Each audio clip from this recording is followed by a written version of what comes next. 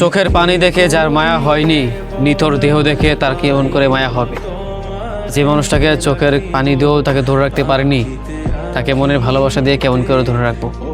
হাজারবার যার সামনে কান্না করে বলেছি তোমাকে ভালোবাসি, চোখের অশ্রু গড়িয়েছি, তবুও সে থাকতে চায়নি। নিথর এই দেহ দেখে সে বা কেমন করে বুঝবে তাকে ভালোবাসি, ভিতরের ভালোবাসা তাকে কেমন করে বোঝাবো। ও যে মানুষ চাইলে সব কিছু করতে পারলেও তাকে সে কতটা আপন করে চায় কিংবা কতটা ভালোবাসে এটা সে বলে বোঝাতে পারে না, কিংবা এটা সে দেখাতে পারে না। তাই তো পছন্দের মানুষকে হারিয়ে ফেলতে হয়। চোখের পানি হয়তো দেখানো চায়, কাউকে কান্না করে ভালোবাসি বলাটা খুব সহজ হয়ে যায়, কিংবা সহজ না করেও সহজ করে নেওয়া যায়, কিন্তু মনের ভিতরে থাকা ভালোবাসা সেটা তো আর প্রকাশ করা যায় না, সেটা তো আর দেখা যায় না।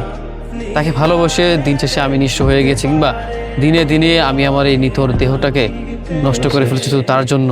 বারংবার নিজের শরীরের অযত্ন করেছি, একটা বড় নিজের দিকে খেয়াল করিনি, অথচ এইটুকু দেখেও তার মায়া হবে না। কারণ যে মানুষটাকে চোখের পানি দিয়েও কান্না করেও বলে বোঝাতে পারলাম না ভালোবাসি, সে আমার নিথর দেহ দেখেও বুঝবে না ভিতরের ভালোবাসা, এটা সে বুঝবে না, এটা সে দেখবে না।